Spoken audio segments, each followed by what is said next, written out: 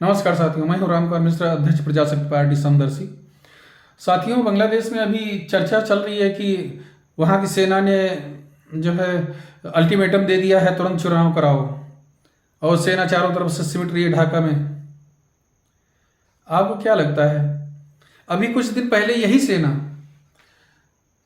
अगस्त 24 में मुट्ठी भर छात्रों के सामने जो आरक्षण का विरोध कर रहे थे, आरक्षण की नीति का विरोध कर रहे थे, उनके सामने इसने सरेंडर कर दिया था। पुलिस भी छुट्टी लेके घर चली गई थी और वहां के अल्पसंख्यक हिंदुओं पर भयानक अत्याचार शुरू हो गए थे। शेख हसीना चुपचाप आके भारत में शॉपिंग करने लगी थी। जब शेख हसीना भारत में शॉपिंग कर रही थी, तब वहां के हिंदुओं पर कैसे कैसे अत्याचार हो रहे थे, कैसे उनके घर जलाए जा रहे थे, मंदिर जलाए जा रहे थे, लोगों को मारा काटा जा रहा था, महिलाओं बच्चियों से बलात्कार हो रहे थे सामूहिक। ये पूरे बांग्लादेश में नंगा नाच हो रहा था।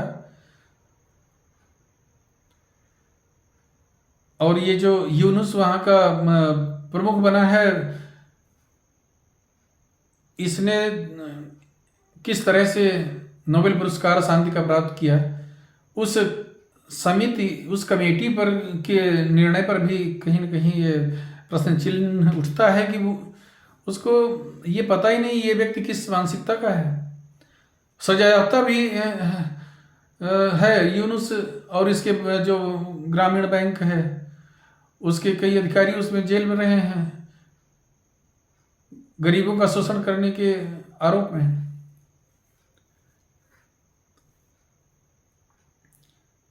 और देखिए, सब कुछ शांत हो गया। अब सेना, वही सेना अब चुनाव कराने के लिए और सत्ता हथियाने के लिए सक्रिय हो गई। ये सब किसके इशारे पर हो रहा था? अमेरिकी राष्ट्रपति जो है वर्तमान में ट्रंप साहब, इन्होंने भी इस अत्याचार पर खुलकर बोला था चुनाव के समय, और उसके बाद में भी कहा कि हम मोदी जी से अपेक्षा करते हैं कि इसमें हस्तक्षेप करें। और वास्तव में ये उचित भी है। यदि कोई संप्रभु राष्ट्र जो विश्व में बहुत बड़ी भूमिका रखता हो, अपने पड़ोस में कहीं इस तरह के अत्याचार बर्दाश्त कर सकता है, विश्व के किसी कोने में बर्दाश्त नहीं करेगा। लेकिन मोदी जी ने एक शब्द नहीं बोला। और मोदी जी अगर शेख हसीना को कहीं भी दिलवा सकते थे नागरिकता। भारत के कितने भगड़ों को बसा दिया गया है पूरे विश्व में, शेख हसीना को भी किसी कैरिबियाई देश की नागरिकता मिल जाती, कई दक्षिण अफ्रीका महाद्वीप के किसी देश में रह लेती जाके, तो वहाँ के कट्टरपंथी इस बहाने तो वहाँ के अल्पसंख्यक हिंदुओं पर अत्याचार नहीं कर पाते कि हमारी एक दमनकारी और भ्रष्ट नेता को आपने पनाह दी है इसलिए हम हिंदुओं को मारेंगे। हिंदुओं पर अत्याचार तो नहीं होते इतने। और मोदी जी, आपने